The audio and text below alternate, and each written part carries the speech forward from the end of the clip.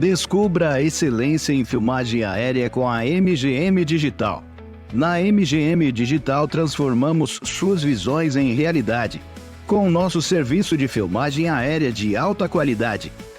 Seja para eventos, projetos corporativos, produções cinematográficas ou imobiliárias, nossas soluções oferecem um nível inigualável de profissionalismo técnico e um custo-benefício que se destaca no mercado.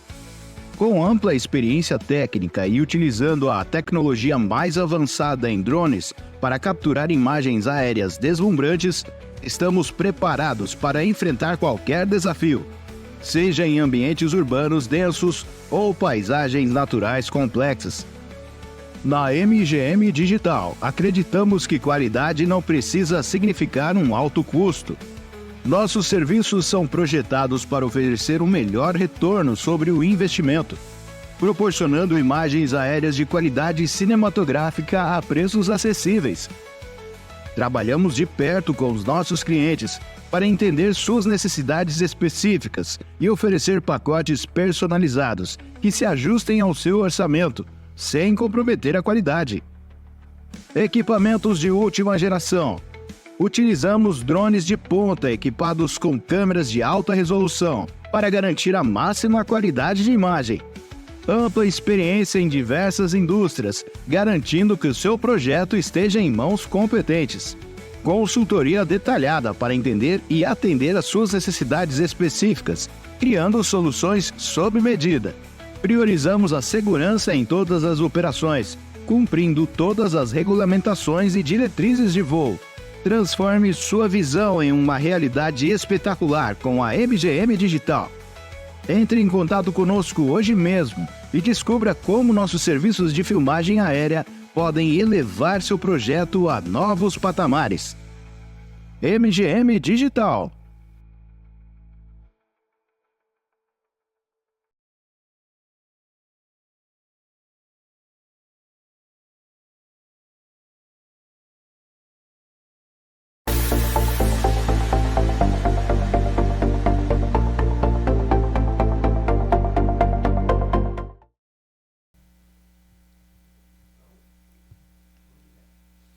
Olá, sejam todos muito bem-vindos a mais um episódio do podcast Tá Sabendo, o podcast que conecta você à cultura viva de Pindamonhangaba.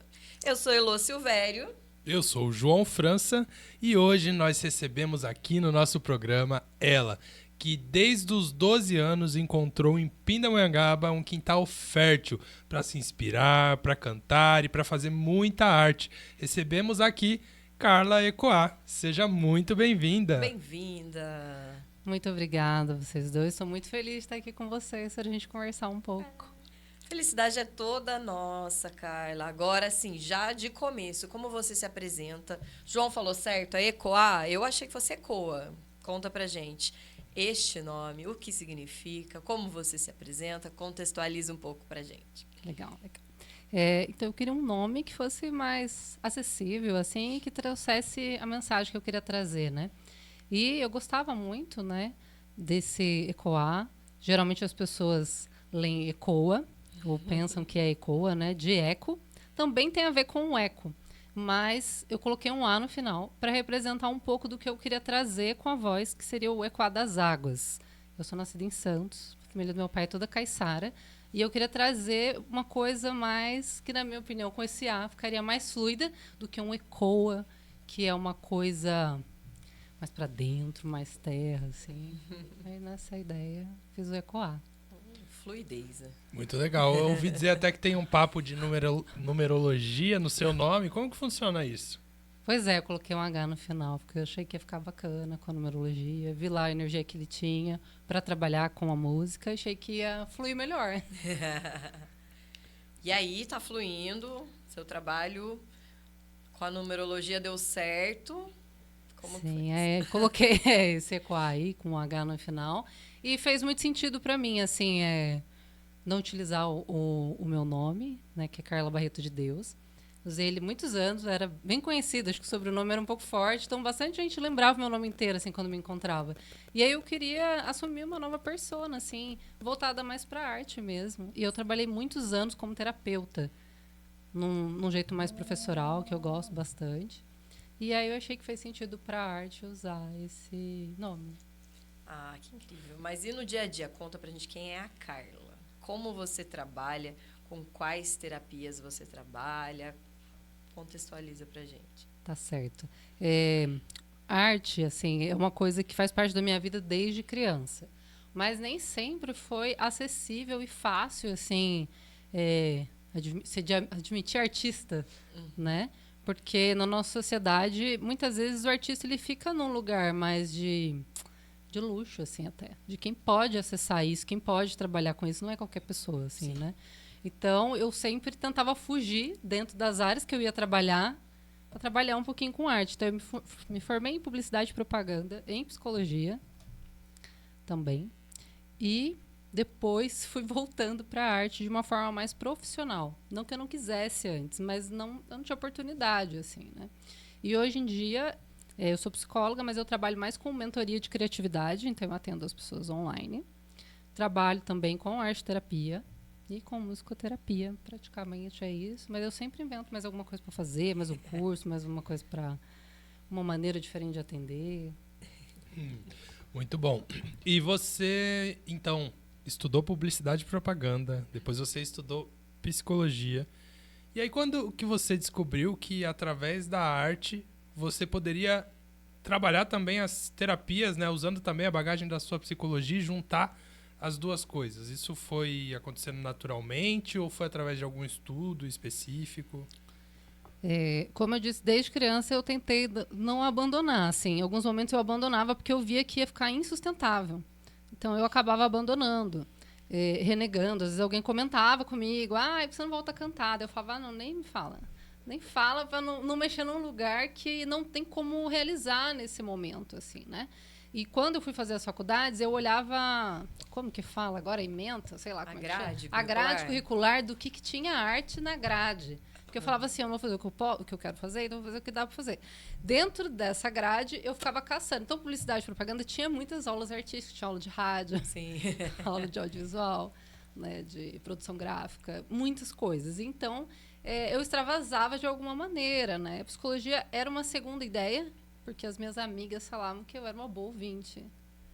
Falei assim, vou me apropriar disso, já que parece uma coisa fácil de fazer, porque eu já trabalhava sem querer, às vezes, né? E aí, depois de um tempo, eu peguei um livro, que eu até trouxe ele aqui, que eu uso hoje em dia na minha mentoria de criatividade, e eu fiquei destroçando ele para voltar a minha artista. Eu fiquei 4, 5 anos estudando ele para voltar a me admitir como artista. Em Pindamonhangaba, que eu estou desde os 12 anos, tem muita gente que me conhece do teatro. Então, quando eu falo assim, voltei a ser artista, o pessoal lembra da minha adolescência, que eu fazia isso não de uma forma profissional. Então, vários artistas hoje em dia que eu conheço, que são muito profissionais, que a gente admira muito, começaram ali junto comigo, ou estavam um pouquinho mais avançado, porque eram uns 10 anos mais velho, então estava um pouquinho mais avançado. Mas eu procurei caminhos, né, que fossem sustentáveis naquele momento, assim. Você fala, voltei a fazer arte, mas o pessoal pergunta assim, você voltou, mas você parou quando? Eu parei no sentido de que eu ficava mais na minha, assim. Eu sou uma pessoa extrovertida, mas eu não sou uma pessoa muito da festa, de estar no auê. Então, eu ficava mais na minha. E, às vezes, até fazendo grupos mais fechados, assim, que não tinha tanta divulgação. Então, eu tinha um material, um estudo, uma experiência, mas que era uma coisa mais fechada. Sim. E o que Pinda representa para você? Você nasceu lá em Santos, você veio muito nova para cá. Hoje já é pindamonhangabense. Eu falo que eu sou pindense ainda, porque tem 5 anos que eu estou aqui. Você já é pindamonhangabense? O que ela representa, o que representa na sua trajetória, como você vive Pinda? Então, eu nasci em Santos, morei em Taubaté na minha infância, que eu tenho memórias muito fortes. Vivi todas as minhas séries em Ubatuba. E, com 12 anos, vim pra cá. Então, até no meu Insta, eu coloco que eu sou caiçara, né? Caipira, porque eu morei minha infância em Taubaté, e Piraquara, por morar todos esses anos em Pinda. E eu me vejo uma mescla dessas 3 coisas, assim. Eu não me vejo mais pindense por estar há mais tempo aqui. Eu não consigo me desidentificar dessas 3 cidades, assim. Sim. Para elas terem uma coisa muito forte. Porém, eu cheguei em Pinda com 12 anos e eu já tive acesso ao teatro num programa social. Então, eu botei o pé aqui, 3, 4 meses depois, eu estava no Quintal das Artes, que hoje é o espaço da Mônica Varenga, com outros professores tradicionais de teatro aqui. Aqui não tem como você chegar nessa cidade e não ter Ser acesso a isso. abraçado, né, pela arte, a cultura. Não tem né? como, E assim, em Taubaté tinha isso, mas tinha um sítio do Capão Amarelo. Era isso. Todas as cenas que eram feitas durante anos era só do sítio do Capão Amarelo. Era só isso, assim, que eu tinha acesso de teatro. Então, em Pinda, eu já cheguei dessa maneira. Com 12 anos, eu já cheguei no teatro aqui. Não tinha como... Então, eu tenho essa visão de Pinda, de que todo mundo tem, de que é uma referência em teatro e é um lugar de um celeiro de artistas, assim, tanto hoje em dia quanto quando eu cheguei, dos que estavam aqui, de como eles recebiam a gente. E eu lembro, assim, dos termos técnicos, do linguajar, né? Eu lembro de ouvir a palavra, isso é clichê. Eu lembro muito forte disso, assim, que era uma coisa do teatro, eu nunca tinha ouvido, assim. Vários termos que eles iam usando, eu falava, o que é isso? Era um linguajar próprio da arte, assim. Então, eu fui muito bem recebida nesse sentido e tive muito acesso a oportunidades artísticas no teatro e também eu estudei no Externato São José, que era a FASC. Então, a gente tinha muito acesso a isso, assim, né? Cheguei depois a estudar com a irmã Cecília também. Então, acho que quando me vem Pinda na cabeça, vem o teatro, vem. Não é a minha preferência, o que eu mais gosto de fazer, ou até de assistir. E me vem a irmã Cecília na cabeça. Né? Por ter feito aula com ela e ter passado por essa história de Pinda, assim, ter feito parte. Ela estava, acho que, com quase 80 anos quando eu fiz aula. Que legal. Irmã Cecília é um ícone aqui, né? Exatamente. Eu acho que a maior parte das pessoas, artistas daqui de Pinda, que tiveram a oportunidade, conseguiram conviver um pouco com ela, né, com a experiência dela, e foi bem marcante. Eu não tive essa oportunidade, mas eu acho bem legal, porque a gente escuta muitas vezes das pessoas. Muito. A Érica Veriano, ela passou por aqui, falou sobre ela, né? A Sara teve aulas com ela, né? Exatamente. E ela é um ícone, né? Pindamonhangabense, ensinou muitas pessoas aqui, né? Com o canto, o teatro, as artes em geral. Como foi para você essa primeira experiência ali com ela? Foi muito rico, assim. E ouvir a história dela ter falado assim, ela tinha 80, quase 80 na época. Ela falou que aprendeu 15 anos na Alemanha, no internato, sei lá o quê. Ela tinha um jeitão bem militarzão, assim. Lembrava.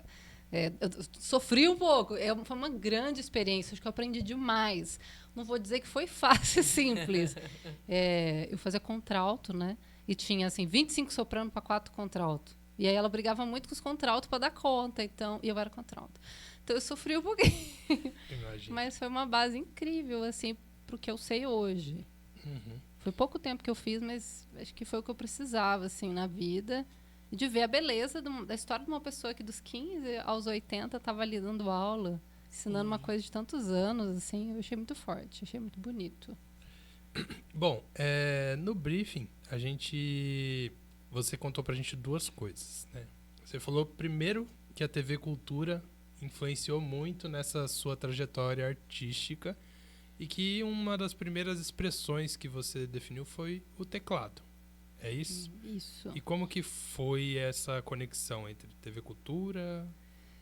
Eu tive... A TV Cultura ainda foi mais, acho que mais raso, assim, de influência, mas tive coisas fortes, que foi a TV Cultura, e eu tinha um tio que era artista plástico, que veio a falecer cedo, assim. Foram influências fortes na minha vida. Mas eu assistia, como todos nós, da minha época. O seu João, assim, você acompanhou um pouco de TV Cultura, mas era um conteúdo muito forte para crianças, assim, era muito intuitivo, muito informativo, né? Então, ali eu tive vontade de fazer balé e de fazer teclado. E aí eu assisti umas aulas de teclado e não tinha ninguém na minha família que era músico. Eu não tinha referência de nada, eu só achei legal, comentei com os meus pais e, assim, por bênção, eles foram lá e me colocaram numa aula. Ao mesmo tempo que foi uma bênção, eles entenderam a importância daquilo. Então, assim, eles não viam sentido. Eu fiz uns 6 meses, aí eles me tiraram e falaram, não tem sentido você fazer música, não faz sentido, pra que você vai fazer isso? Então, eu acabei, assim, interrompendo ali, né? E também eu não tinha muita motivação, então eu fazia um desempenho master, assim, mas foi um início. E eu tinha um tio que era artista plástico, um artista mesmo da família, e eu me inspirava muito nele, meu sonho era ser ele. E eu tinha total consciência que eu não queria ser artista plástica. Eu não sei, é uma coisa estranha, porque quando você admira uma pessoa, você quer ser o que ela é. Sim. Eu queria ser a energia que ele tinha, eu não sei explicar. A maneira que ele se expressava no mundo, sem ser de forma gráfica, sem ser dessa maneira. E com 12 anos ele foi embora, assim. Então eu vim pra Pinda e ele faleceu. Foi junto, assim. Caraca. E ele era uma inspiração. Ele até hoje é tudo que eu faço. Eu tenho uma inspiração muito grande nele. Então, por mais que ele não seja da música, tudo que eu faço hoje em dia, eu tenho a sensação de que se não fosse inspirado por ele, eu não faria, assim. Sim, a gente sempre encontra na nossa vida uma referência que, mesmo que não na mesma área, mas traz pra gente uma inspiração a fazer algumas coisas, ou fazer mais, né, digamos Sim. assim. Eu tenho também uma referência bem grande com um tio meu, que foi a primeira pessoa da minha família a viajar ao mundo. E na época eu via ele, eu era criancinha. Nossa, era um deleite pensar que alguém que eu conhecia estava viajando o mundo e que eu poderia fazer isso também. E mais pra frente foi o que me inspirou a também desafiar aí novos ares. E você, Lô, tem alguém que você lembra que te inspira? A gente sempre tem pessoas, né, que passam pela vida da gente e marca muito, né? Mas ela falando aqui sobre a irmã Cecília, eu fiquei pensando no contexto, o canto, o contexto que como a gente é inserido nas artes pela igreja muitas vezes, né?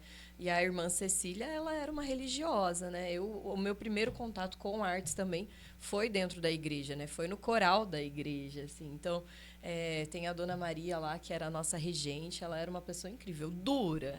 Ela era rígida, ela cobrava disciplina, mas era muito importante. E aí eu fico pensando nessa inspiração que tanto a irmã Cecília como o seu tio, o tipo de inspirações que eles trouxeram para a sua vida. Como que você consegue enxergar essas primeiras pessoas que foram lapidando assim o seu olhar artístico? Como que isso está ainda inserido na sua vida? Como se você se transformou na artista que você é hoje por conta dessas primeiras influências? Eu acho assim, a irmã Cecília e o meu tio têm 2 lugares diferentes, assim, né? Como eu sou terapeuta, hoje em dia eu ainda uso o que eu aprendi com o meu tio.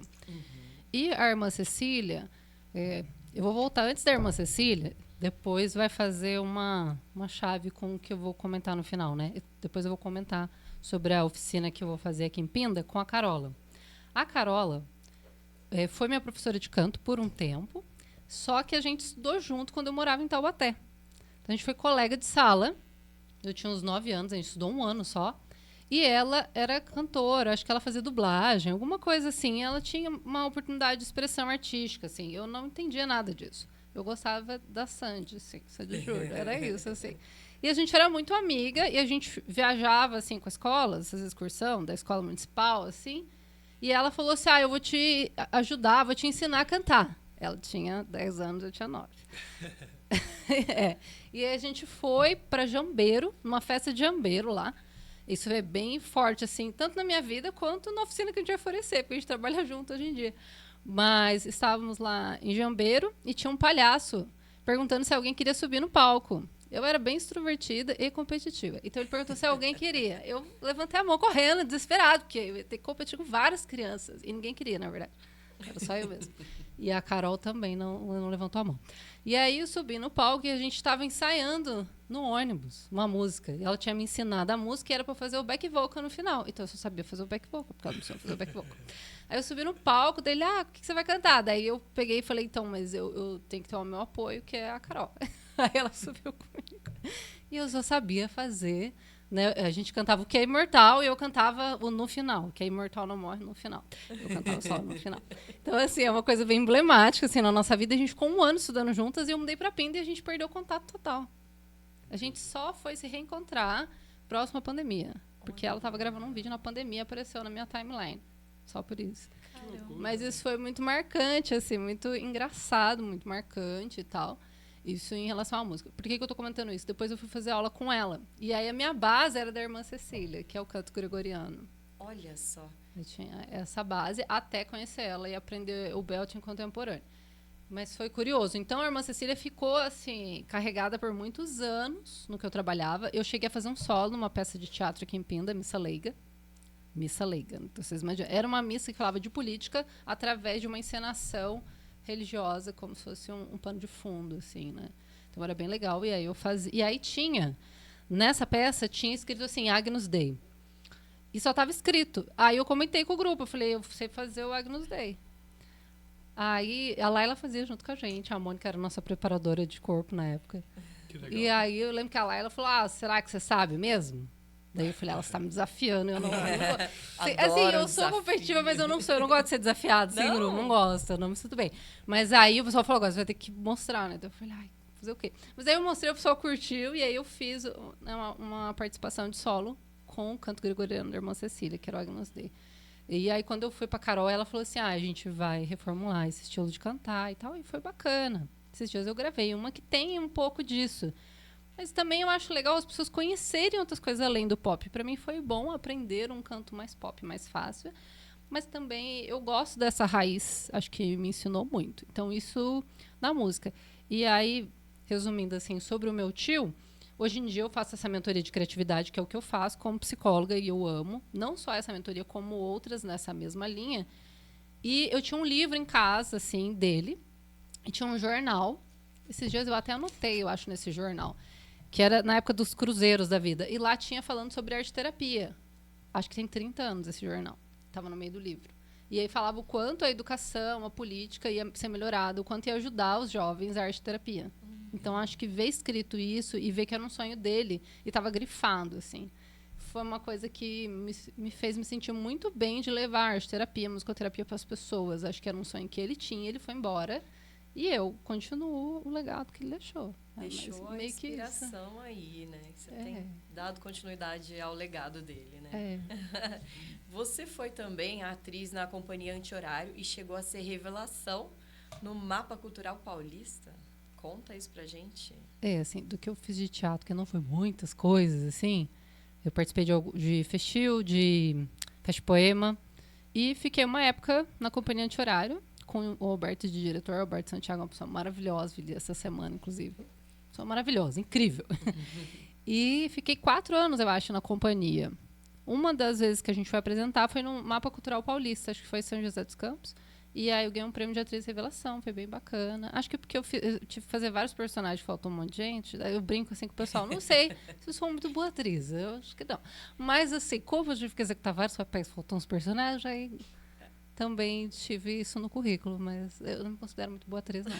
Mas como que você acha que isso marcou para você chegar onde você está hoje? Com certeza fez parte isso da minha história. Traz muita bagagem, né?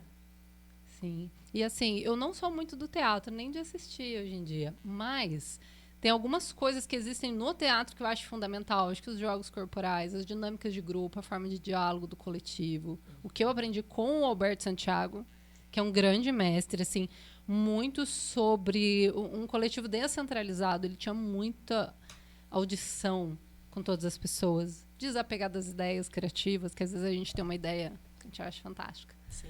E às vezes ela é fantástica. Aí você joga pro grupo, o grupo fala, é fantástica. Depois de 2 dias o pessoal fala, vamos mudar tudo. E você aprende um pouco isso no teatro, assim, que eu lembro dessa frase, desapego das ideias. Nossa. E a adaptabilidade, né? Porque, na verdade, uma ideia, ela é sempre muito adaptável. Ela tem que ser muito adaptável quando você está trabalhando em equipe. Porque se você estiver tendo uma ideia para trabalhar sozinha, é uma coisa. Agora, se você tem uma ideia e você vai trabalhar com uma outra pessoa, a partir do momento que você verbaliza aquilo, a outra pessoa já visualizou de outra maneira na cabeça dela. Então, você tem que adaptar, isso tem que ter capacidade de adaptar para que todo mundo se sinta confortável, né? Inclusive, uma coisa que me deixou bem curioso é que você trabalhava com canto xamânico e canto nativo. E eu confesso que eu não consegui visualizar como é. Então conta pra gente um pouquinho sobre como que é esse tipo de canto. Eu fiquei bem curioso. Os cantos étnicos, né? E assim, a irmã Cecília volta ali de novo na minha história. Porque assim, eu cresci numa filosofia religiosa budista, não foi cristã.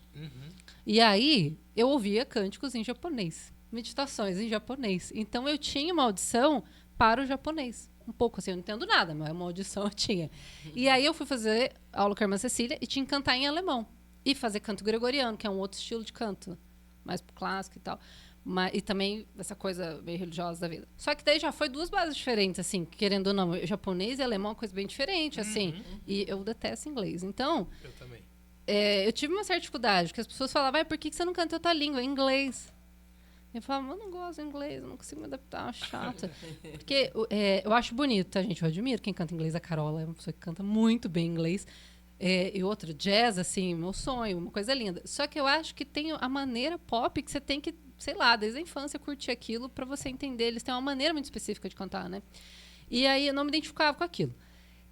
E nos meus processos terapêuticos, pessoais e tal, eu passei um tempo no xamanismo, né? Passei 8, 9 anos, mais ou menos, no xamanismo. Não foi com intuito... Eu não estava cantando na época, nem fazendo arte, tá? Acho que estava só como psicólogo, terminando... Eu estava fazendo a faculdade de psicologia, estava no meio da faculdade, eu estava super depressiva, mega depressiva. Aí fui parar no xamanismo, porque eu achei que não tinha mais jeito para nada, achei que lá talvez resolveria, né? E tinha uns processos fortes, eu falava, nossa, vou nesse negócio, vou acabar morrendo. Mas eu já estava zoada mesmo, daí eu falei, tá tudo bem, o que acontecer, tá tudo bem. E aí eu fui, acho que depois de 1 ano e meio, talvez, lá, eu ouvi uma... como é que a gente chama de abuela dentro do xamanismo? Que seria uma senhora cantando. E o xamanismo você passa por um processo lá e tal. E eu me vi cantando. É como se, sei lá, do nada consegui cantar igual aquela senhora. Eu achei estranho. Falei, meio estranho e tal. Mas aí eu fui percebendo que eu tinha facilidade. Era em espanhol, no caso. Mas era um espanhol antigo, um estilo antigo de cantar, assim. Como aquilo me ajudou. E era uma música que também tinha me ajudado no primeiro dia que eu tinha chego lá. Que era uma música havaiana. É como se fosse uma inspiração espiritual. Exatamente. No dia que eu cheguei lá, eu fiquei apaixonada numa música havaiana. E aí eu acho que a primeira que eu me vi cantando igual uma senhora, assim, que é um jeito de cantar diferente, era uma música espanhol. E logo em seguida, eu comecei a entender a cantar a música havaiana. Eu não gosto de línguas, eu não estudo na escola, eu não acho legal, acho chato. Assim. Talvez poderia me ajudar, mas eu acho muito chato. Mas são coisas que fluem naturalmente. E aí essa música havaiana começou a, sei lá, fluir pra mim de que rolava pra cantar ela. Acho que levou uns 6 anos para eu achar a letra dela para cantar. Depois, a primeira vez que eu ouvi que eu gostei, é uma música que chama O Nascimento da Baleia Jubarte. E levou 6 anos para a letra dela cair na minha mão, porque eu não achava de jeito nenhum. Aí um dia no YouTube alguém resolveu, por milagre, querer colocar a letra lá. Eu falei, muito obrigada, aí o querido. te entregou de mão beijada. Querido, obrigada. E aí nessa brincadeira, assim, foi bem uma coisa fluida e espiritual, digamos assim. Aí eu passei a fazer... Passei a fazer vivências para mulheres. Então, arte terapia corporal e escrita e várias coisas, e desenho para mulheres. Eu fiquei 7 anos fazendo isso. E aí as pessoas começaram a me enviar uma música nórdica. Todo mundo mandava, mas era assim, todo dia alguém me mandava uma música nórdica e falava, sua cara. E eu olhava para aquilo, fazer o quê com isso? É minha cara, mas fazer o quê? Fiquei 1 ano recebendo. Aí um dia eu falei, nossa, cansei. Vou aprender a cantar essa música aqui. Mas aí eu li, aí tava escrito assim, é russa. Eu acho que tô meio louca, né? Mas ficou mandando pra mim toda hora. Não aguento mais ouvir ela. Tem que ter um motivo isso aqui, não é possível. Será que é espiritual? Será que é abuela? Eu sei. Eu não sei, não fica me mandando toda hora e tal. Às vezes acontece isso, as pessoas ficam me mandando música, eu falo, vou tentar cantar isso aqui. E era numa brincadeira, num desafio, assim. E aí eu comecei a estudar várias músicas de outras línguas. Isso, digamos que na parte técnica. E aí, eu acho que no meio de tudo isso, eu tenho uma amiga que viaja pro mundo inteiro, que é a Ellen. E conversando com ela, eu falei para ela, eu não tenho vontade de viajar. Mas eu sempre que quando eu viajo, eu tenho uma curiosidade imensa de conhecer a cultura das pessoas. E acho que ela me deu esse despertar.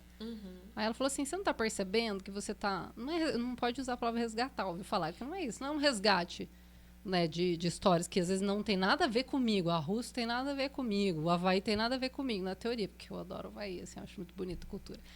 Mas, não sei o que aconteceu. Ela falou assim, é legal você recontar essas histórias, assim, num lugar de que a gente só ouve música pop, de que a gente não vê esses cantos. E aí, a maioria dos cantos que eu gostava, por estar dentro do xamanismo, o xamanismo tem uma base de olhar muito para os cantos nativos, cantos ancestrais, cantos indígenas, cantos étnicos, ou que remonte uma cultura, tipo o jazz. O jazz não é um canto ancestral, mas se você falar, o pessoal, é pop, todo mundo conhece. Mas ele remonta muita história, muita cultura, assim, né? Dentro da oficina que a gente faz, a Carola traz essa questão de conhecer muito sobre o jazz, conhecer muito sobre a cultura pop também, que é uma cultura.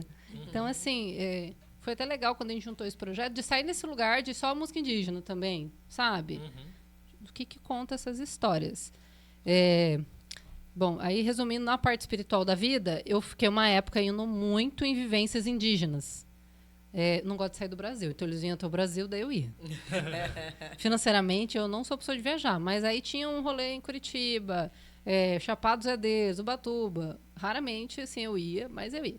E aí eu fui conhecendo essas indígenas. Uma dessas pessoas comentou comigo que os cantos andinos, quando eu comecei a olhar para isso, eles, quando uma pessoa estava doente, eles enrolavam a pessoa num pano com...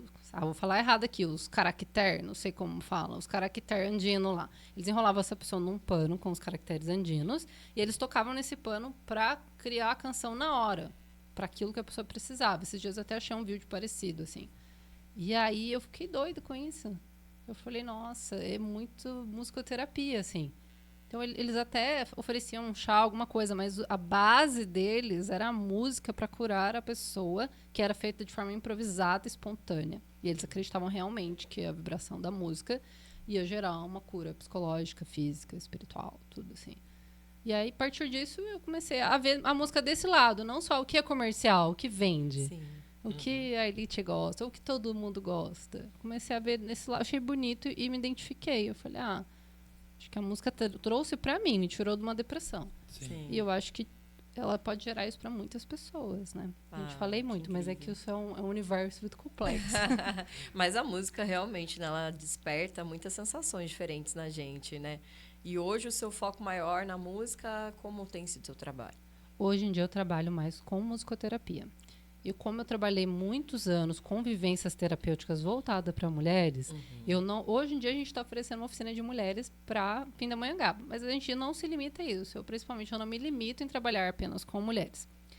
Mas eu trabalho mais focado em musicoterapia do que show, uma coisa mais comercial, assim. Sim. E aí, a partir da vivência, a gente faz algumas atividades corporais que envolvem a psicologia, que eu tenho essa base, né? E hoje em dia, trabalhando com a Carol, ela traz a parte técnica, e não só técnica por técnica, mas a técnica de como cuidar desse corpo para executar isso. Que incrível. E começa agora sábado. Começa sábado, Conta 13 mais de pra setembro. gente, que a gente pode isso. esperar. Eu vou, hein?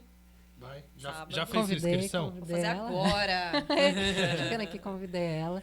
A oficina chama Corpo Vivo Histórico. Acontece a primeira oficina dia 13 de setembro no museu aqui de Pindamonhangaba. A inscrição tá no nosso Instagram, que é @Lamene Voice. Lamene escreve Lamane. Depois eu explico qualquer coisa, o que significa, né, para não ficar um pouco confuso assim. E aí a gente vai fazer essa oficina, comentando também da parte da Carol. Como eu já fiz aulas com ela, eu vi a importância de entender a técnica para não machucar a sua voz. A gente está oferecendo uma oficina para mulheres. E a mulher, ela tem 4 ciclos no mês. Não necessariamente no mês. Mas isso altera a voz dela. Sim. Altera a imunidade dela. Então, se está agudo, se está grave, se a saúde está melhor ou está pior, se ela vai conseguir performar no palco ou menos. Tudo isso é influenciado. E aí a Carol comentou isso comigo vagamente e eu fiquei observando no meu corpo como as reações psicológicas, saúde, interfere. O nosso primeiro instrumento é a voz. E como mulheres, a voz, como num lugar comercial, as pessoas não querem nem saber como você está. Não interessa a sua saúde, seu psicológico, você tem que produzir. E aí, na musicoterapia, a gente pode trazer isso para as pessoas, até no sentido das pessoas que cantam e abusam do canto e machucam. A Carol já teve alunos que chegaram a fazer show e se alcoolizaram e machucaram a voz de sangrar a garganta. A gente não imagina que isso pode acontecer, mas isso pode acontecer. Então, vou contar para quem está em casa que nosso episódio foi adiado uma semana a gravação, porque eu fingi ser cantora, fui no karaokê, cantei mais de 10 músicas, fiquei sem voz. E eu trabalho com a minha voz, né? Para além daqui, né? Tô lá na locução na TV, gravando várias coisas. Eu fiquei por uma semana, assim, mal. Mas foi uma Uma semana cheia de coisa. Era meu aniversário. Acontece que a gente vai ficando mais velho. Tipo, vai chegando aquela data, a gente já dá uma baixadinha na energia um dia antes.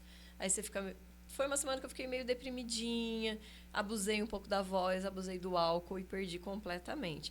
Mas agora, a gente falando sobre as rodas de mulheres, esse projeto, eu falei, nossa, que trabalho incrível, quero muito conhecer, para poder me trabalhar também, né? Agora, faça o seu convite para as mulheres que estão em casa, como elas podem se despertar, trabalhar mais a voz.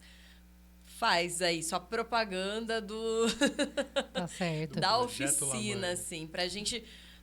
Tá começando aqui em Pinda, mas quem sabe a gente vai e leva para outros lugares, assim, cresce Brasil afora, não?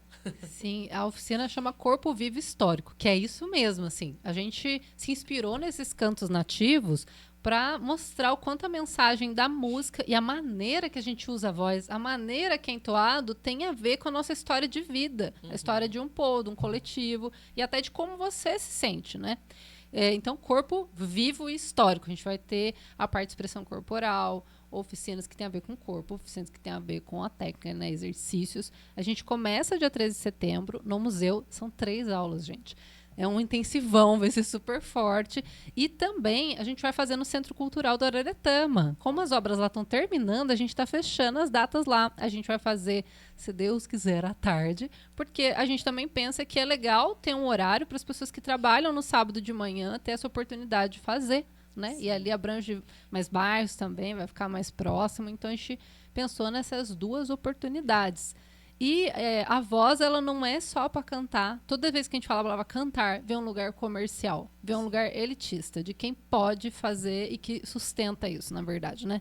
Sei que tem pessoas que têm caminhos que acontecem naturalmente, não necessariamente. E aí, a voz também tá num lugar de que, tá perto do meu aniversário, eu queria me recolher um pouco. Às vezes, a gente, inconscientemente, a gente se recolhe. Sim. E aí, né, se a minha voz parou, né, eu não tô conseguindo falar, o outro também, assim, né, as pessoas que estão à minha volta, elas podem dar um tempinho pra mim, né, porque eu não tô podendo. Eu tô comentando isso porque é natural, assim, às vezes para um evento, várias amigas ou clientes minhas falam pra mim, fiquei meio sem voz, aí eu sempre brinco, tem alguma coisa que tá incomodando, alguém tá te estressando, não necessariamente, né, às vezes a pessoa quer ficar um pouco mais reclusa. E a voz tem a ver com essa comunicação, interação com o mundo, né? De como eu gosto de interagir com o outro. E às vezes eu não quero interagir com o outro, né?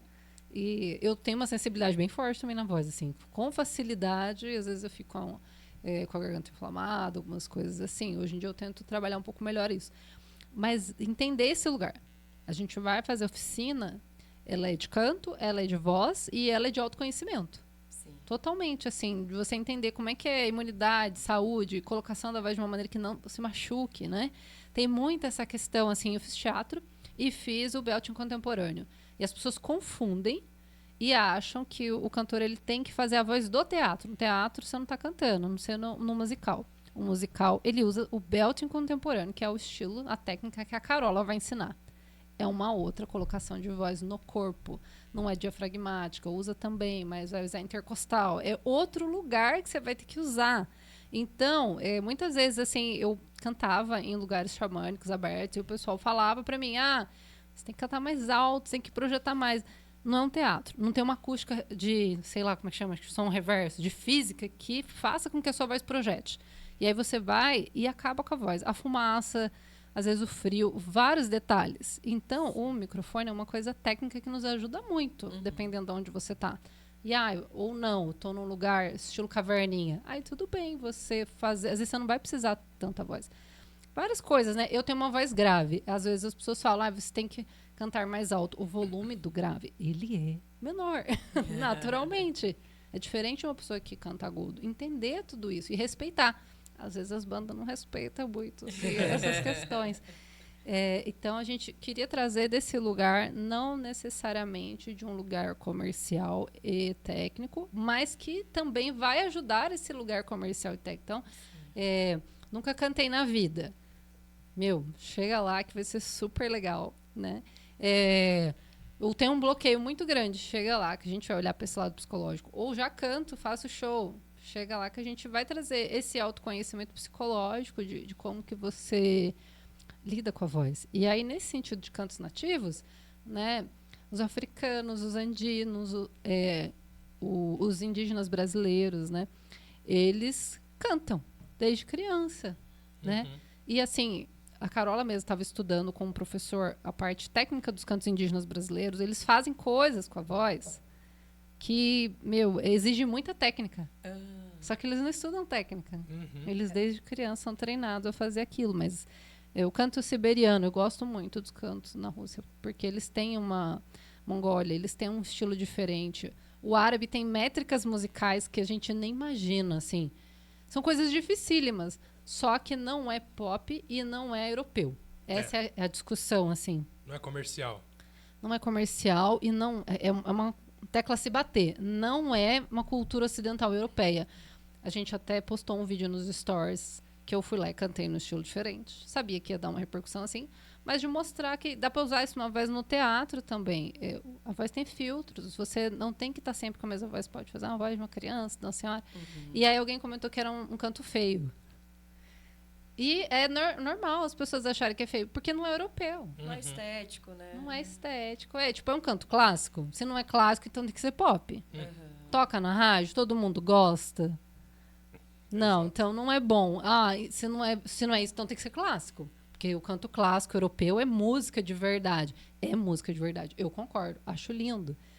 Adoro música pop também, não tudo, mas gosto de bastante coisa. Só que não é isso. Assim, as canções e as músicas, elas vêm antes do microfone, antes do show. Né? E as pessoas são muito bitoladas. Hoje em dia, vocês já devem ter visto, a já deve ter visto. No YouTube tem pessoas que pegam um show, tipo da Marina Sena, e ficam lá criticando aonde que tá... Onde tem problema. Onde tem erro, onde não tá, né? Eu entendo, mas assim... Será que a música, o canto, é só isso, né? Eu fiz uma oficina com uma indígena, a Prentárica, ou Paloma Aviman, como ela é nos andinos. E ela falava muito assim, ela dava aula de... Não sei se não era cantoterapia, voz-terapia, eu não lembro o que ela usou. Mas ela falava uma coisa assim, para você cantar melhor, tente cantar a mensagem do seu coração. Tente trazer o que você está sentindo no seu coração. E eu vi que fez muito sentido, assim, trazer isso para as pessoas. Sim. Será que a técnica é só... Será que o canto é só para ser uma coisa automática e técnica, sabe? Sim. Você traz muito isso, né? Dessa quebra de padrões elitistas da arte, né? Por que você acha tão importante a gente falar sobre isso? Para a gente quebrar esses paradigmas todos? Porque estudando essa coisa mais cultural, né? Até a gente falando aqui no Brasil, assim, o funk, por exemplo, ali da periferia, né? Tem muita gente que vai criticar, mas ali tem uma construção social das pessoas passarem a mensagem daquilo que elas estão vivendo, o estilo de cantar, o ritmo, a batida, tudo tem a ver com a experiência de vida deles, né? Contexto social, né? E aí dizer que aquilo é bom, é ruim, é feio ou é bonito, ele está representando o que aquele povo está vivendo, né? E as influências e tal das ancestralidades deles. Eu acho isso interessante, ao mesmo tempo que eu acho também entender que a música não podia ser um lugar só de pessoa que tem dinheiro ou pode sustentar isso. O outro único lugar que vai ter é a pessoa que canta na igreja. Existem igrejas e igrejas. Eu não cresci numa igreja que tinha base musical, mas aí tem pessoas que vão crescer numa base de igreja e aí vão ter técnica e vão cantar. Mas se a pessoa não tem esse espaço, ou sei lá, trabalha na adolescência, não tem uma motivação, uma inspiração dentro da família, isso não vai ser considerado importante, né? Eu trabalho isso numa mentoria de criatividade com as pessoas, o quanto o artista, não só o músico, ele é visto de uma maneira horrível, assim, né? Sim. Ele tem um arquétipo e uma maneira que as pessoas veem como uma pessoa que não tem que fazer, né? O que você faz além disso? Tem uma visão muito preconceituosa ainda do artista e do músico, assim, né? Isso para quem produz e teve a técnica, teve acesso e teve dinheiro. Imagina com quem não tem, né? Sim, então, eu acho legal. É muito delicado, né, viver de música no Brasil, né? Se você não tem... Você pode até ter acesso, se você não tem uma maneira de investimento, é muito, muito difícil, né? Hoje a gente tem políticas públicas, né? É uma coisa que traz muita visibilidade, né? Tem grande importância para os artistas. Né? Esse projeto que você está agora é com leis de incentivo que vocês estão planejando? É pelo PNAB, pela Política Nacional Aldir Blanc. Ah, incrível, né? E como você vê a importância desses projetos para abraçar os artistas, projetos como o seu ser contemplado? Você sempre está envolvida em projetos assim? Sim, e eu pretendo levar para a SESC também. Eu e a Carol, a gente estuda muito essa questão de observar como vai acontecer até esse e como a gente pode melhorar para trazer mais acessibilidade, tornar ele mais legal, mais divertido na forma pedagógica de ensinar, para levar para mais pessoas, para não ficar nesse lugar de quem faz música ou veio de família ou é de igreja. E fica nesse lugar, né? De que eu acho um pouco chato isso. Às vezes a pessoa estudou a música a vida inteira e vai ficar criticando quem está no processo. Sim. Nem todo mundo. Hoje em dia eu faço aula também com o Ricardo, o Rick, e a gente dialoga sobre isso. Né? O Rick também vem de um lugar assim mais simples, que não tinha tanto acesso. E aí é isso. Nem sempre as pessoas vão... é falta de disciplina. Será que é falta de disciplina? Vão ter pessoas que vão ter 4, 6 horas para ensaiar na adolescência e na infância, e vão ter pessoas que vão estar estudando para um vestibular ou ajudando a sustentar a família de alguma maneira. Né? Então, eu acho que é importante a arte vir nesse lugar também. Acessibilizar, democratizar a arte, né? Um processo muito importante. Né? E como você enxerga a cultura de Pindamonhangaba hoje? Como eu enxergo hoje? Bom, eu conheço a cultura de Pinda desde os 12 anos. Apesar de ter ficado uns 10 anos mais recolhida, umas épocas que eu fiquei mais depressiva, eu fiquei mais recolhida. Tem gente que não entende. Eu falo, gente, é processo pessoal, não tem a ver com falta de esforço, assim, digamos, né? Mas eu cheguei em Pinda com 12 anos e eu fiquei, de certa maneira, acho que 10 anos indo e voltando pro teatro. Então, eu conheci a galera do teatro. A Mônica Valrenga, que é da dança, ela também estava próxima a gente, às vezes oferecia algumas oficinas, às vezes participava nos grupos com a gente como atriz também. Então, algumas formações dessa época, eu peguei muito, assim, foi muito rico para mim. E ali já começou um estudo de políticas públicas. Eu tô com 37 agora, acho que quando eu tinha uns 24, 25, eu me lembro de começar a ir em umas reuniões que tinha sobre estudo de políticas públicas. E eu acho que, apesar dos pesares, eu vejo um grande movimento de aumento de políticas, de aumento de oficinas. Eu vim de Taubaté. Eu já vi essa diferença desde criança, assim, de Taubaté ser uma coisa só de teatro e tal, e aqui ter várias oportunidades. Então, apesar de ter muitas críticas, eu tenho muita admiração pelo que Pinda oferece em arte, assim, eu acho que... E o que eu tenho a dizer é que muitas vezes as pessoas não aproveitam tanto e não usufruem. Então, às vezes não tem público em várias oficinas de vários amigos, assim, porque as pessoas não aproveitam. Tem tanta oficina que as pessoas às vezes não aproveitam. É uma coisa que está acessível e gratuita. As pessoas às vezes não aproveitam. Uma coisa que até a gente conversa com a maioria das pessoas que vem aqui, eu acho que é um senso coletivo de que Pinda, em relação a outras cidades aqui do Vale, é bem privilegiada quando a gente fala de cultura. Não necessariamente apenas por questão de investimento e tal, mas sim pelas pessoas que tem aqui. Tem muita gente proativa, culturalmente falando, aqui na cidade, que está constantemente desenvolvendo aí suas atividades e tal. Mas eu acho que nessa geração internet, que é uma geração que não lê tanto jornal, que quer uma informação muito mastigada, a publicidade de tanta coisa acontecendo ao mesmo tempo se tornou um problema muito sério, porque tem muita coisa acontecendo. Vira e mexe tem eventos enormes acontecendo na Praça 7 de Setembro, que é do lado do ponto de ônibus praticamente, e a galera nem sabe o que está rolando. Tem divulgação na página da prefeitura, tem divulgação em diversos lugares, mas não chega no público-alvo. Então, a gente entendeu que essa era uma fragilidade e esse foi, inclusive, um dos motivos de a gente ter criado o podcast, que era para a gente poder justamente deixar claro e de uma maneira acessível o que as pessoas estão fazendo para que quem assistir possa entender, conhecer e, porventura, se conectar, participar. Né? Mesmo a cultura, né, que pulsa aqui, né? Tão pulsante, não, celeiro mesmo de artistas, né? Tem tanta coisa aqui acontecendo. Exatamente.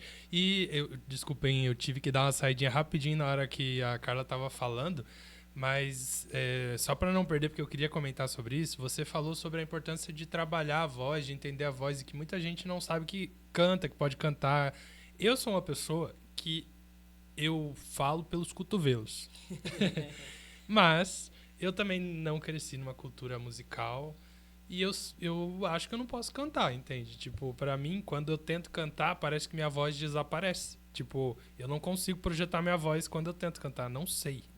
Nunca encontrei um gênero musical que minha voz fique minimamente boa. Eu no karaokê sou aquela pessoa que quando abre a boca todo mundo quer ir embora. Mas eu acho que deve ser muito importante você ter essa consciência corporal, como você falou, né? Para você entender o seu corpo, a sua voz, como ela funciona. Deve ser incrível. Eu fiquei morrendo de vontade de fazer alguma aula do tipo, porque sempre foi uma coisa que diminuiu muito a minha autoestima, o fato de eu não saber usar a minha voz, sabe? E isso faz muita diferença.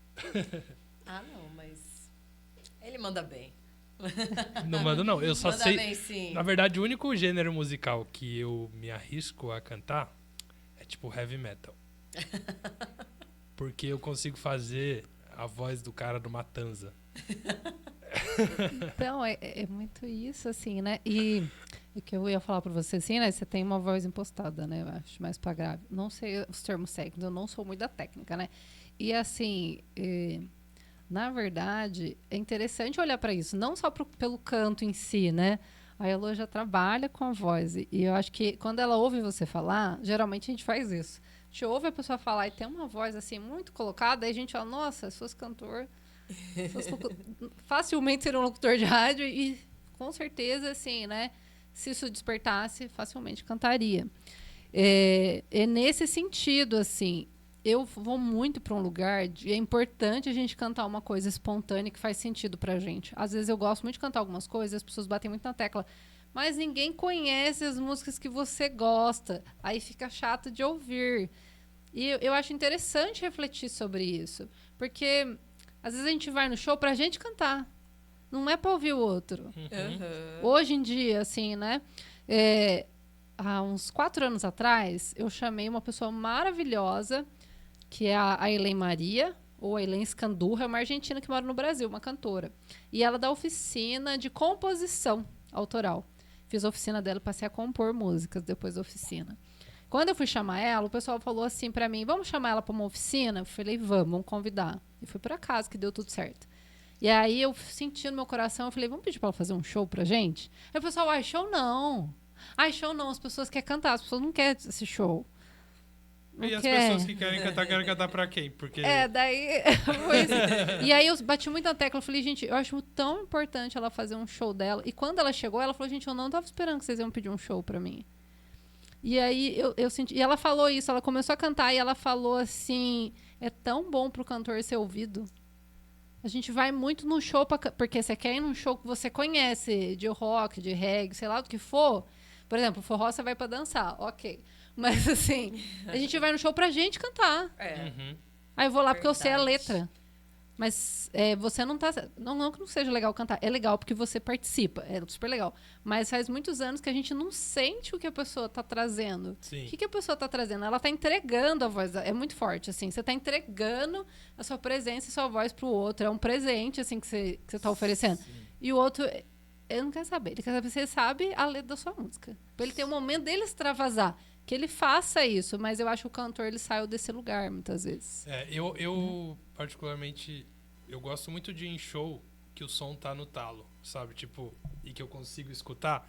Parece que até os pelinhos do braço dão uma arrepiada e você fica meio que transcendendo ali naquela música. Eu adoro ouvir música. Quando eu vou no show, às vezes eu canto junto, porque é inevitável quando você gosta de uma música, né? Mas eu adoro escutar música. O meu programa favorito é ir a shows, tanto que eu fiz disso profissão, né? Exatamente. Ela simplesmente toda segunda-feira assiste shows exclusivos. É isso. A gente produz, canta junto, dança junto. Mas você não vê isso também, de hoje em dia as pessoas estarem um pouco desconectadas do cantor, assim, da banda? Sim, eu acho que as pessoas vão muito pra ver a pessoa, sentir a energia dela, mas as pessoas querem botar pra fora, se reconhecer no que eles estão cantando, né? Eu vejo assim, se reconhecer muito nas letras. Às vezes, você não tá se reconhecendo, você só quer botar a voz pra fora, você quer extravasar a sua energia. Porque, por exemplo, eu trabalho com sertanejo sofrência, né? E às vezes a gente não tá sofrendo de desamor nem nada, mas vem aquela música, aquela dor de corno, você começa a cantar, você bota aquilo pra fora, você sofre. Você não tem por que sofrer, mas você sofre junto com a música, porque você tá extravasando, você tá botando algum sentimento pra fora. E é nesse lugar que eu acredito, na música terapia, assim, e tenho máximo respeito por esse tipo de trabalho. Não, eu acho super importante a pessoa cantar no show, é um momento de extravasar. É tudo junto, assim, né? Mas essa desconexão, porque eu cansei de ouvir as pessoas falarem, não, tem que ser o que todo mundo canta junto. Só o que todo mundo canta junto. Mas Sim. as pessoas, elas não querem cantar. Elas querem cantar junto uma música que elas automaticamente decoraram. É lógico que tem essa questão de identificação da história de vida, né? Eu adoro Marisa Monte. Eu ouvi a discografia inteira. Cada música tem um mês da minha vida ali. A discografia é imensa. Eu falo isso. A minha vida é assim. Se fosse o plano de fundo, ia ser a Marisa cantando. Mas eu tenho Ela escreveu várias fases da nossa vida. várias fases. Ela estava no fundinho, no plano de fundo, assim. Mas, assim, eu acho que as pessoas se desconectaram muito tanto da música. Por exemplo, aqui várias amigas comentam em Pinda. Se você vai no show de forró, ninguém dança. A música do forró é para gerar essa vontade de você se expressar e você dançar. Aí ninguém dança. Todo mundo fica sentado ouvindo. Ou fica ali com poucos movimentos, né? O quanto a gente foi se desconectando. Se você for fazer um show para criança, ela pula, bate palma. Se tiver forró, ela não sabe dançar forró, mas ela vai dançar. Porque ela é mais espontânea. Então, ela se entrega naquele momento, assim, E né? o que você atribui a essa mudança cultural, essa desconexão aí com o que está ouvindo, né? Porque eu acho que é mais ou menos isso. A gente vive num período, talvez, onde as pessoas não escutam mais nada. Eu não sei se eu acho que tem a ver com tecnologia, mas assim, sendo psicóloga, eu acho que a música traz para um lugar emocional. Ela leva a gente para um lugar emocional, assim como o álcool leva a gente para um lugar emocional. Sim. Eu tenho várias questões de pessoas muito alcoólatras aí da família. E assim, eu vejo quanto eles ficam emotivos, assim, é bonito de ver. Depois tem consequências, tem. Mas assim, é bonito de ver. No Assim, começo é bonito. bonito de ver a emoção da pessoa pra fora, né? Então, assim, a música, ela traz o emocional da gente. Aí a gente tá numa sociedade que as pessoas não podem ser emotivas, porque é perigoso. Porque fora de moda, né? Nada a ver. Então, assim, como que a pessoa vai se conectar com a música? Ela não pode nem ser emotiva. A gente tá num lugar de robotizar, né? O bonito é quem for mais robotizado. Que for mais... Se eu vou no show de forró, se eu não dançar, é bonito, porque eu tô robotizada. Aí pega bem, né? Eu tô seguindo um modelo padrão, isso vai ser bem aceito. É um Então, modelo elitista daqueles grandes concertos musicais onde todo mundo ficava sentado numa plateia e depois batia a palma assim, né? Eu sou meio manteiga derretida. Recentemente a gente foi a um show do Nanã. Conhece o Nanã? Ele faz um trabalho também musical, meio música terapia também, né? E eu tinha gravado com ele quando eu produzi o programa Luar do Sertão, que era com o Padre Paulinho. E ele é um grande estudioso da cultura popular mesmo. E o Nanã já tinha uma coisa de terapia xamânica nas músicas dele e tudo mais. Quando ele conheceu o Padre Paulinho, ele descobriu um lado da cultura popular, da música caipira e tal. E, inspirado nesse programa que ele gravou, ele criou um show de música caipira. Foi lindo, lindo, lindo, lindo. Mas aí também ele levou a música xamânica. Aí ele ligou, como que era o nome daquilo? Um instrumento indiano. Fazia... Eu não Era lembro. indiano, hindu? Eu não que sei chama a aquele origem do instrumento, mas é um instrumento diferente do que a gente É costuma cítara? ver aqui. É grave, fica aquele... Ou é Om. não é outro, né? Um on É. no fundo, assim. É tipo uma vibração que ele gera. Uma vibração. Não, ele ficou aquele on, né? Aquela meditação ao fundo da música. E ele vinha e ele fazia... Eu fui na cachoeira. Ele fazia todo mundo. Ó, vocês vão respirar agora. Aí todo mundo solta agora. Aí foi o show inteiro. A hora que a música foi entrando no meu corpo, eu desabei. Eu chorava, chorava, chorava, chorava. Mas eu tava passando por muitas coisas nesse momento, assim. Mas foi um show incrível. Eu saí de lá com a alma lavada, assim. Tanto pelo repertório, como com isso que ele fez, né? Fora que a gente se sentia muito íntimo, porque é um show que não foi um show grande. Tipo, Show tinha... no Sesc. Tinha uma... foi no Sesc de Taubaté. Devia ter umas 50 pessoas assistindo. Ah, não, tinha mais. Mas eu só sei que parecia que ele tava cantando, tipo assim, numa rodinha com a gente. Pra gente, é. E que a gente conhecia ele há 60 anos.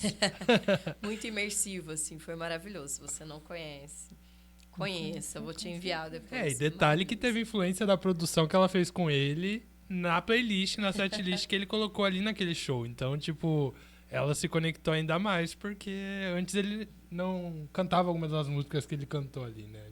A música caipira, a música da cultura popular, assim. Foi incrível, foi um presentão. Isso eu acho muito legal, gosto muito de música caipira também. Meu pai gosta muito, acho que por isso eu admiro, assim. Nos estudos que eu fiz da música andina, tinha muito dessa coisa da música intimista, porque eles cantavam como se fosse no ouvido da pessoa, quase como se fosse isso.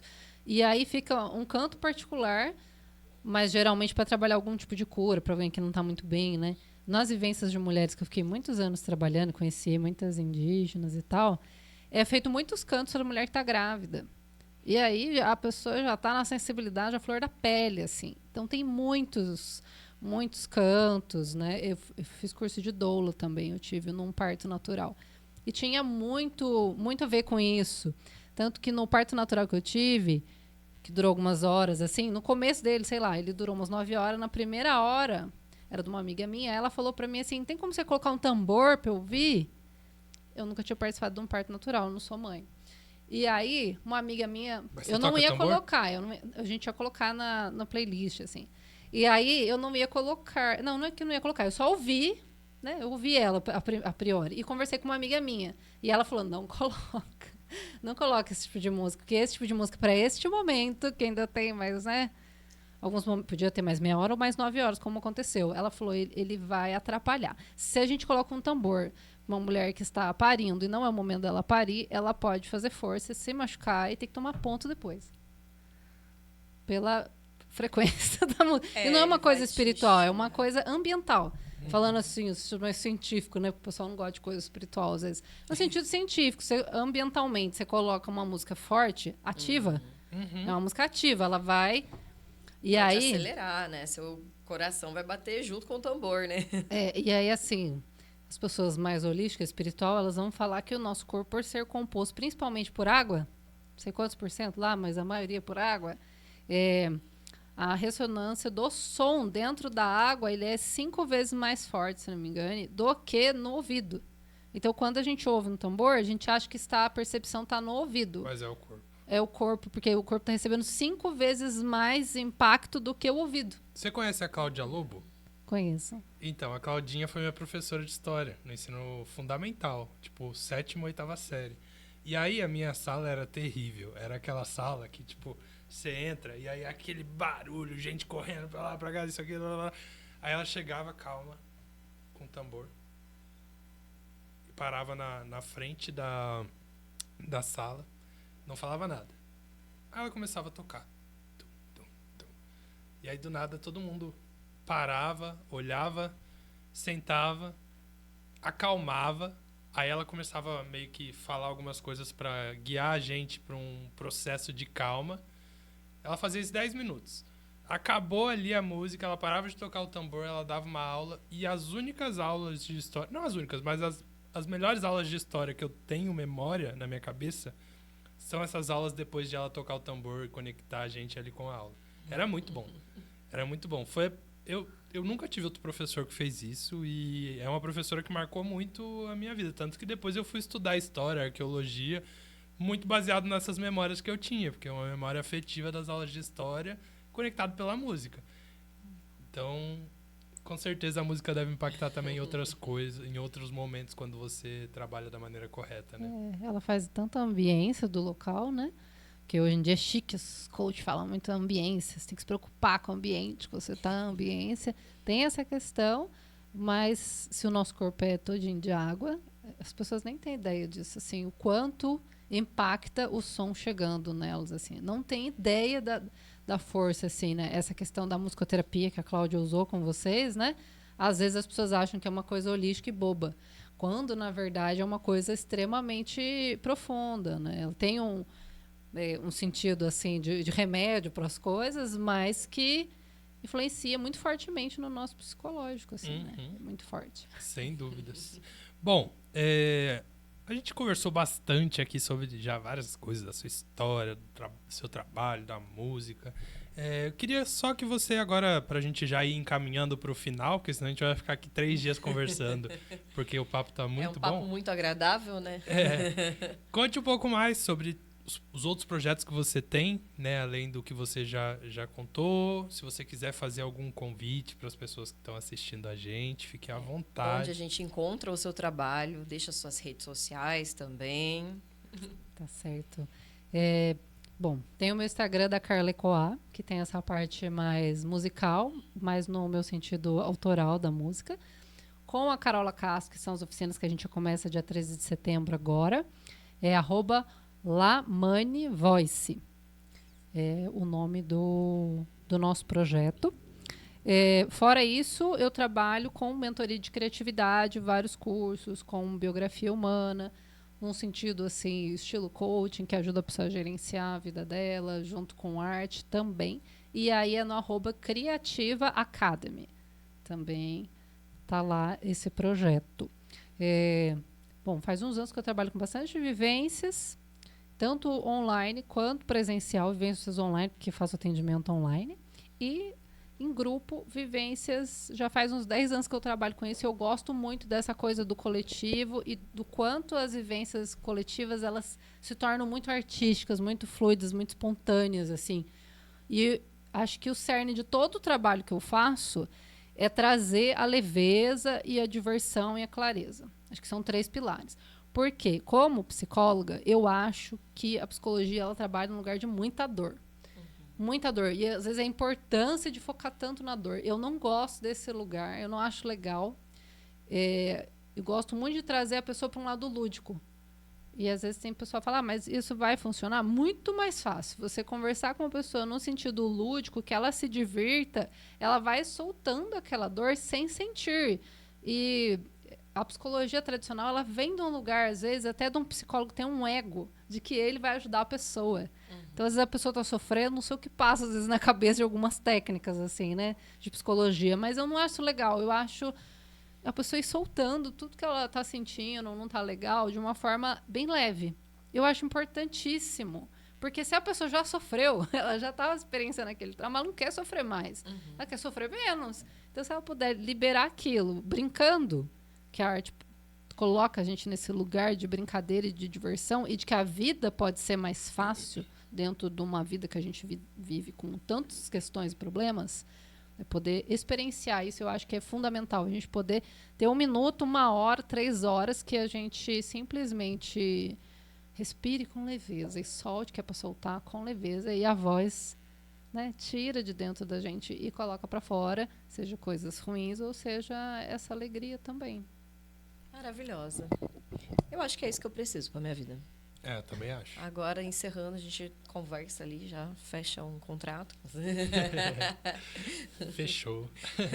Bom, então, muito obrigado, Carla, por ter vindo aqui, por ter conversado com a gente, apresentado mais o seu trabalho. Eu fiquei encantado, muito bom receber você. Obrigado também, Elô, mais uma vez, por essa companhia. O Gil ali, nosso diretor, que está ali operando as máquinas. O Soneca também, que está aqui na assistência com a gente. O André, né? Soneca. Exatamente. Cara que é o cinegrafista, iluminador, faz tudo aqui. E o Gil, nosso diretor de áudio, de corte. Muito obrigada, equipe. Obrigada, companheiro. Obrigada, Carla, mais uma vez, por estar aqui, compartilhar com a gente. Obrigada por estar aqui. E assim nós encerramos mais um episódio. E, fica o convite, né? A partir de sábado, dia 13, Exatamente, dia 13 de setembro. Quem não puder ir no dia 13, vão ter mais 2 oficinas, não tem problema entrar depois também. Arrasou. Obrigada. Maravilha, muito obrigado. Nosso programa vai ao ar a quinta-feira, 7h30 da noite. Então, todas as quintas temos programas aqui no Tá Sabendo, com exceção da semana passada, que desde que a gente começou foi a primeira semana que não aconteceu, mas a gente pretende que não aconteça sempre isso. Então, todas as quintas às 7h30 da noite, aqui na página do Tá Sabendo, no canal da MGM Digital. Esperamos por vocês. Esperamos por vocês. Muito Até obrigado. A próxima. Tchau, Até a próxima. Tchau, tchau.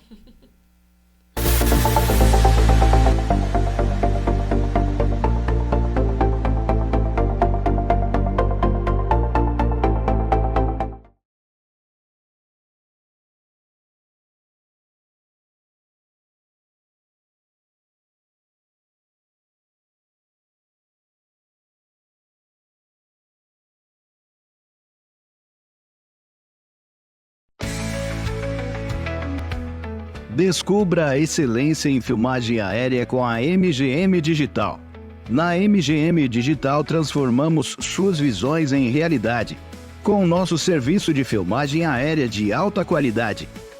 Seja para eventos, projetos corporativos, produções cinematográficas ou imobiliárias, nossas soluções oferecem um nível inigualável de profissionalismo técnico e um custo-benefício que se destaca no mercado.